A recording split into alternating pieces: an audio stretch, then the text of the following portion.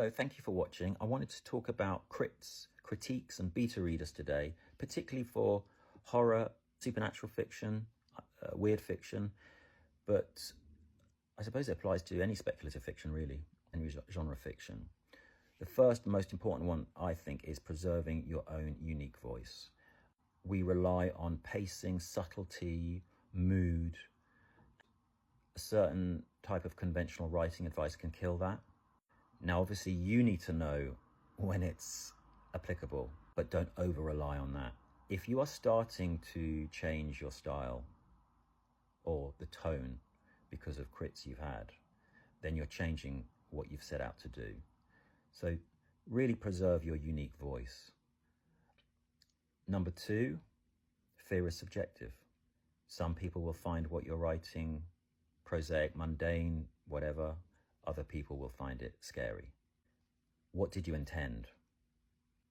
If you're expecting everybody to love it, that's not going to happen. And I'm not talking about when it's published. I'm talking about when you're getting crits and betas. When you've polished it so much that you're so happy with it, understand that other people will still find problems. And then with that, number three, genre expectations and versus sort of innovation. A lot of writing groups will want a tidy resolution or a use of certain tropes. And if you don't do that, they will flag it up as an issue. I don't know what's going on here. This wasn't explained properly. Well, our genre works so well for that. I'm not talking about red herrings. I'm talking about withholding information to wrong foot the reader, if not to wrong foot them, to unsettle them with an absence of information. So you walk into a room and you can't see everything. You walk into a room and you can see everything. There's no fear. Writing groups are really particularly guilty of this because they will often have differences in their styles that they like, genres, that they like.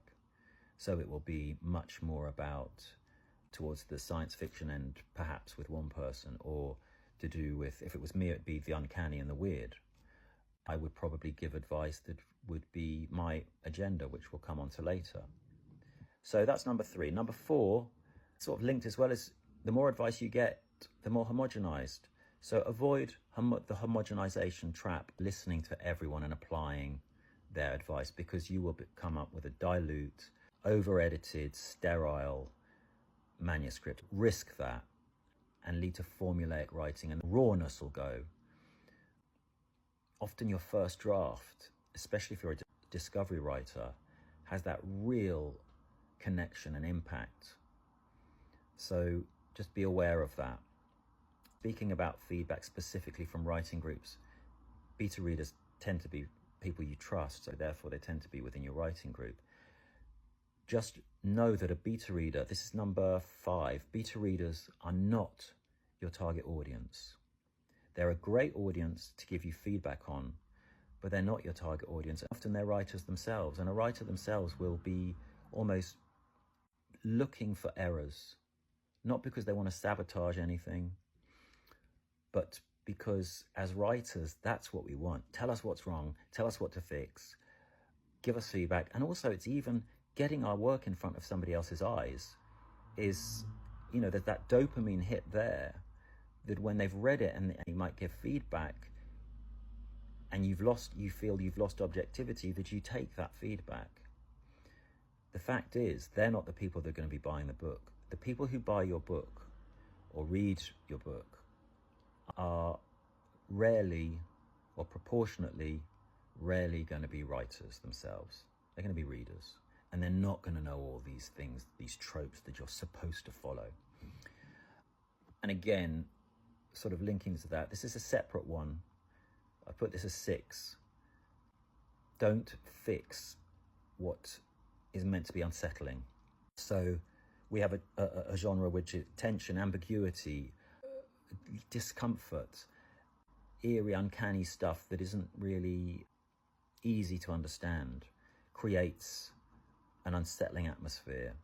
People are coming and saying, it needs to be more palatable, or I want to know more about what's going on here because I don't, it goes back to my earlier point, let it stand. If it's meant to be unsettling, let it stand. If it's confusing and that's not what you've intended, then obviously it's going to need a little tweak. But otherwise, let it be. Sticking with writing groups, beta readers, we all have hidden agendas and genre biases.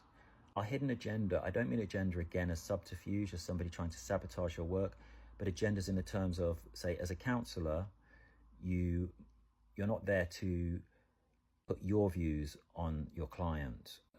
I'm training as a counsellor at the moment, which is why I'm bringing this up. We're not allowed to sort of say, well, we're not allowed to fix. We're not allowed to say what's happened for me, and this is what my experience of it is, so I'm going to advise the client this way.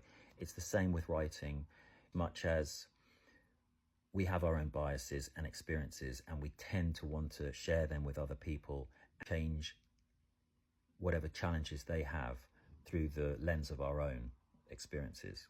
So just be aware of that. Don't be steered to what somebody else personally has experienced and wants. Number 8, this probably should have been higher up the list now I think about it. Being able to differentiate between stylistic feedback and technical feedback. Technical feedback is usually going to be on the money. You're normally going to get good advice with technical feedback in terms of syntax or grammar. When it's stylistic, then we're coming back to voice again and your you-ness, your USP, if you like, and being able to differentiate in a way that maybe the reader, the beta reader or the critiquer hasn't been able to differentiate. They might see something as a rule that you've broken, for example, passive voice, and not understanding that actually within supernatural fiction, now and again, passive voice can work really well. And also that links towards to the point of view you're using. If it's first, second, third, omni, close third, what can be said and gotten away with depends on those kind of things. And a reader, a critic might not know that, or might know it, but just not like it.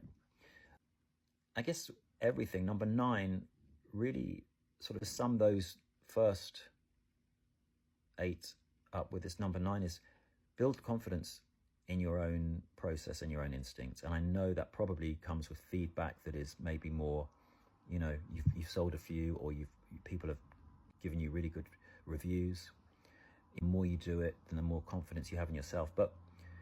And the more you write, the more confidence you have in yourself. But once you know yourself, and once you're writing to yourself, the confidence in your own instincts will come. That really those 9 points really are very closely linked. But I want to bring in a 10th one, which is about honoring the history and the evolution of horror. So you don't have to write a Dickensian, the Signal Man, or an M.R. James, or an Edgar Allan Poe, or even more modern towards Lovecraft stuff. You can, but you have modern horror, very modern horror, whether it's Thomas Ligotti, whether you're talking about Stephen King, stuff from the 80s. My personal favorite is Michael McDowell. Michael McDowell's The Elementals is just a tour de force of perfectly written horror. It's of its time in terms of certain devices, but in terms of storytelling, it's absolutely unsurpassed. Remember that you've got that spectrum to play with. You've got the modern writers that are coming out now, the Lead Barons and Chismay, and who wrote The Fisherman, my favourite. It's my favourite. I can't decide whether it's Elementals or The Fisherman. John Langan. You make it your own and you play within your own sandbox, just as they do.